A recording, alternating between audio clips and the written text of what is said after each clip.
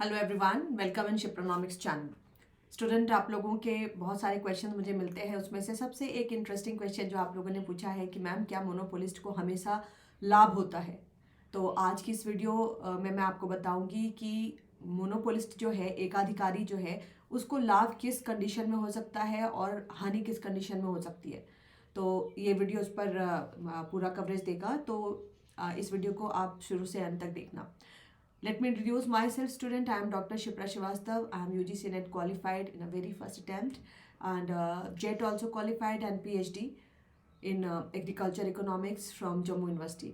And I am member of Economics and Allied Sciences Association student, and my mobile number is 93206 34901. You can message me on this number, and this is my app Shipronomics. इस app को आप Google play store से download कर सकते हैं। और अभी मेरे ऐप पर यूजीसी नेट जून 2024 के लिए क्लासेस लाइव चल रही हैं। साथ ही TGT Jharkhand, JET Jharkhand, assistant professor Jharkhand, ये 3 बैचेस चल रहे हैं। मध्य प्रदेश असिस्टेंट प्रोफेसर जिसका एग्जाम होने वाला है अगस्त में, उसकी भी क्लासेस लाइव चल रही हैं।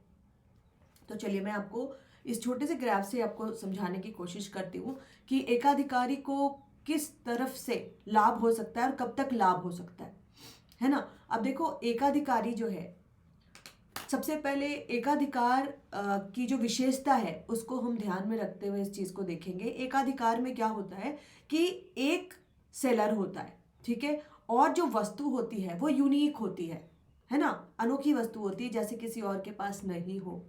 लेकिन इसका मतलब ये नहीं है कि वो जितनी चाहे उतनी कीमत बढ़ा सकता है, क्योंकि उसकी जो डिमांड लाइन होती है, आप उसकी डिमांड लाइन को, आपको याद होगा स्टूडेंट, इस तरीके की डिमांड लाइन हम इसकी खींचते हैं।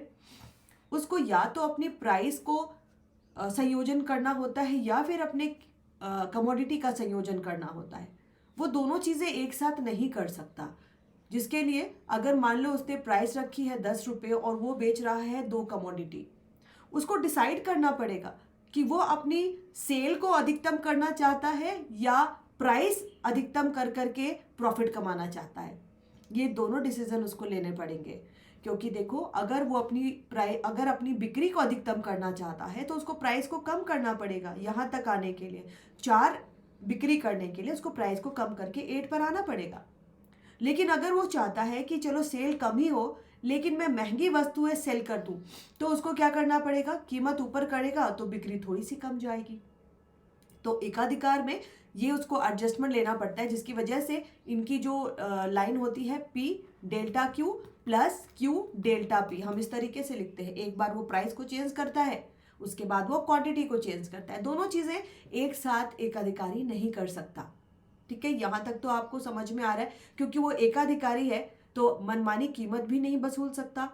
अब देखो, इस लाइन पर, किसी भी डिमांड लाइन पर हम इसको 3 भागों में इस तरीके से बांट देते हैं। ऊपर की ओर जो मांग की लोच होती है 1 से ज्यादा होती है, मध्य में मांग की लोच 1 के बराबर होती है और नीचे वाले सिरे पर मांग की लोच 1 से कम होती है। तो इस स्थिति में आप देख रहे हो, यहाँ पर एवरेज रेवेन्यू या डिमांड लाइन जो है उसके जस्ट नीचे मार्जिनल रेवेन्यू की लाइन है। और मार्जिनल रेवेन्यू यहाँ इस पूरे क्षेत्र में, ये जो पूरा क्षेत्र है, इस पूरे क्षेत्र में मार्जिनल रेवेन्यू क्या है, पॉजिटिव है। मार्जिनल रेवेन्यू किसे कहते हैं, सीमांत आय। एक जो हम कहते हैं नेक्स्ट क्वांटिटी, एक अतिरिक्त इकाई की अगर बिक्री होती है उससे जो आय होती है, ठीक है। तो नेक्स्ट क्वांटिटी से जो भी आय होती है, जो भी रेवेन्यू होता है, दैट इज मार्जिनल रेवेन्यू। इस क्षेत्र में देखो, यहां तक देखो तो ये पॉजिटिव है। लेकिन जैसे ही डिमांड लाइन के नीचे वाले पार्ट में हम पहुंचते हैं, इस पार्ट में हम पहुंचते हैं, तो हम क्या देखते हैं कि मार्जिनल रेवेन्यू जो है ये नेगेटिव हो जा रही है। क्यों नेगेटिव हो जा रही है, क्योंकि ये अपने एक्सिस से नीचे चली जा रही है, क्वाड्रेंट से नीचे चली जा रही है। तो सीमांत आय यहाँ पर ऋणात्मक हो जा रही है। मतलब कि इस लाइन के बाद एकाधिकारी अगर कुछ भी अपनी बिक्री बढ़ाना चाहता है तो उसको, उसका जो टोटल रेवेन्यू है वो भी घटेगा और जो सीमांत आय है वो भी घटेगी, ऋणात्मक में जाएगी। तो ये 2 चीजें उसको ध्यान रखनी पड़ती है, ठीक है। तो उसके लिए प्रॉफिट का पोजीशन कहां तक होगा। अब देखो, जब तक इलास्टिसिटी 1 से ज्यादा है, इलास्टिसिटी 1 से ज्यादा होने का मतलब क्या होता है, मांग की लोच एक से ज्यादा का मतलब क्या होता है? मांग की लोच होती है प्रतिक्रियात्मकता, रेस्पॉन्सिवनेस ऑफ डिमांड। मांग की प्रतिक्रियात्मकता या रेस्पॉन्सिवनेस ऑफ डिमांड, कि कीमत अगर बढ़ती है या कीमत घटती है तो मांग कैसे प्रतिक्रिया दिखाता है। इलास्टिसिटी ऑफ डिमांड केवल कीमत के घटने को नहीं बल्कि कीमत के बढ़ने को भी दिखाएगा। कीमत बढ़े या कीमत घटे, मांग किस प्रकार से रेस्पॉन्स दिखाता है, मांग बढ़ती है, मांग घटती है। तो इलास्टिसिटी अगर एक से ज्यादा है इसका मतलब रेस्पॉन्स होगा। अगर कीमत आप घटाओगे, कीमत आप बढ़ाओगे तो पब्लिक जो है रेस्पॉन्स दिखाएगी, प्रतिक्रिया दिखाएगी। Got my point? तो इसको मैं अपने शब्दों में ऐसे कहती हूँ, प्रतिक्रिया दिखाना, क्योंकि किताबी लैंग्वेज पढ़ोगे तो वो याद ज़्यादा रहती नहीं है। तो इसको बस यही समझना कि अगर इलास्टिसिटी ऑफ डिमांड एक से ज़्यादा है, कीमत बढ़ेगी या कीमत घटेगी तो लोग प्रतिक्रिया दिखाएंगे, है ना। कीमत घटेगी तो लोग ज़्यादा सामान खरीदेंगे, कीमत बढ़ेगी तो लोग कम सामान खरीदेंगे। अब ये भी देखो डिटेल में टॉपिक में मैं ले जाती हूँ, बट यहाँ पर चूंकि मुझे इसको समझाना है, जो भी इलास्टिसिटी ऑफ डिमांड है डिफरेंट गुड्स की डिफरेंट होती है ना। अगर हम कमोडिटी की बात करें, अगर हम बात करें कि भाई लग्जरी गुड है या फिर कंफर्टेबल गुड है या फिर नेसेसिटी वाली गुड्स है, तो इन तीनों पर इलास्टिसिटी ऑफ डिमांड डिफरेंट होती है। लेकिन यहाँ पर हम मान के चल रहे हैं कि नॉर्मल गुड है ना, सामान्य वस्तु है, कीमत घटेगी तो मांग बढ़ेगी। तो इस क्षेत्र में जब तक इलास्टिसिटी एक से ज्यादा है, सीमांत आय धनात्मक होगी।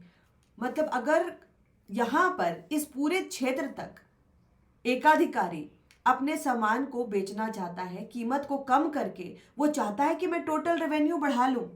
मैंने क्या कहा? कीमत को कम करने पर टोटल रेवेन्यू क्या होगी? बढ़ेगी। तो एकाधिकारी चाह रहा है कि यहां पर मैं कीमत को कम कर लूं, है ना, यहाँ पे चाह रहा है कि मैं कीमत को कम कर लूं और क्वांटिटी मेरी ज्यादा बिके। तो ये होगा क्योंकि मांग की लोच जो है एक से ज्यादा है, तो टोटल रेवेन्यू इस एरिया में बढ़ती हुई है। ठीक है। अब देखो, अगर मांग की लोच एक के बराबर हो जाए, यहां पर मिडिल में मांग की लोच एक के बराबर हो रही है, इसका मतलब है कि वो अगर और क्वांटिटी बेचता है तो टोटल रेवेन्यू मैक्सिमम हो जाएगी। क्यों मैक्सिमम हो जाएगी? क्योंकि इसी पॉइंट पर आप देख रहे हो marginal revenue is equal to 0। तो जहां पर मार्जिनल रेवेन्यू 0 हो जाती है, मतलब आप एक अगली इकाई को बेचना चाहोगे तो आपको कुछ भी एडिशन इनकम नहीं होगा, है ना, आपकी इनकम में कोई एडिशन नहीं होगा। अतिरिक्त इकाई बेचने से अतिरिक्त आपकी जो आय है वो नहीं होगी। तो जब MR 0 हो जाता है, मार्जिनल रेवेन्यू 0 हो जाती है, तो टोटल रेवेन्यू मैक्सिमम होगी। तो एकाधिकारी यहां तक भी या जिस बाजार में E इज इक्वल टू 1 है वहां भी अपनी बिक्री को बढ़ाना चाहेगा, वहां भी काम करेगा। जहां पर इलास्टिसिटी एक से ज्यादा है वहां तो और भी ज्यादा काम करेगा, वहां ज्यादा सामान बेचना चाहेगा। लेकिन जब इलास्टिसिटी एक से कम हो जाती है, जो कि हमारे ये थर्ड वाला सेगमेंट है, अब इस सेगमेंट में देखो इलास्टिसिटी जो है एक से कम है ना।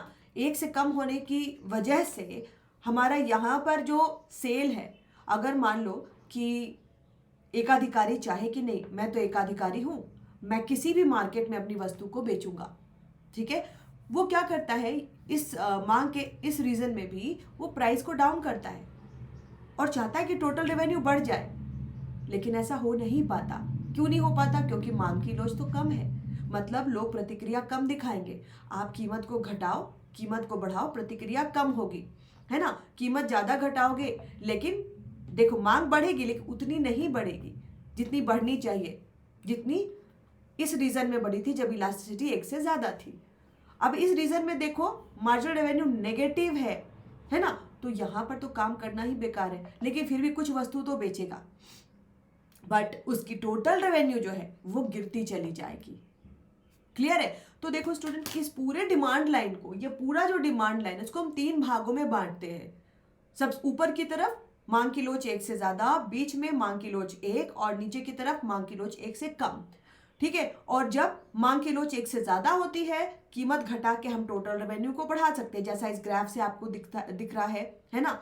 जब तक मांग की लोच 1 से ज्यादा है, जब तक elasticity of demand is greater than 1, marginal revenue is positive and as a result of that total revenue is increasing.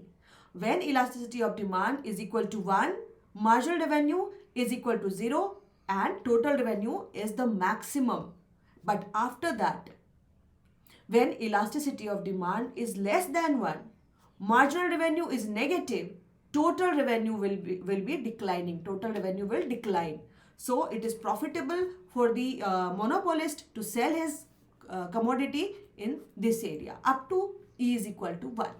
तो एकाधिकारी के लिए लाभ की बात क्या होगी कि वो उस एरिया में अपने सामान को बेचे जहां पर मांग की लोच 1 है. तो जो क्वेश्चन था कि क्या उसको हमेशा लाभ होता है, नहीं, एकाधिकारी को हमेशा लाभ नहीं हो सकता है. ये मार्केट पे भी डिपेंड करता है कि वो किस मार्केट में काम कर रहा है, उसको हानि भी हो सकती है ना. और एकाधिकारी अपने कमोडिटी को शिफ्ट भी करता है. प्राइस डिस्क्रिमिनेशन का चैप्टर आपने पढ़ा होगा, कीमत विभेदीकरण, उसमें भी शिफ्टिंग होती है ना, कि जिस मार्केट में इलास्टिसिटी ऑफ डिमांड 1 से ज़्यादा है उधर ज़्यादा सामान बेचो, इलास्टिसिटी 1 से कम उधर कम सामान बेचो. तो ये सारी चीज़ें काफ़ी इंपॉर्टेंट है. और मोनोपोली का chapter is the easiest chapter of micro economics. And student, मेरे ऐप शिप्रानॉमिक्स पर अभी यूजीसी नेट 2024 के लिए कोर्स चल रही है, उसको आप ज्वाइन कर सकते हैं. और बहुत ही जल्दी मैं एमसीक्यू भी लाने वाली हूँ, यूजीसी नेट का भी और आरपीएससी का भी. ठीक है, तो that's all for today. I hope आपको ये सेशन अच्छा लगा होगा.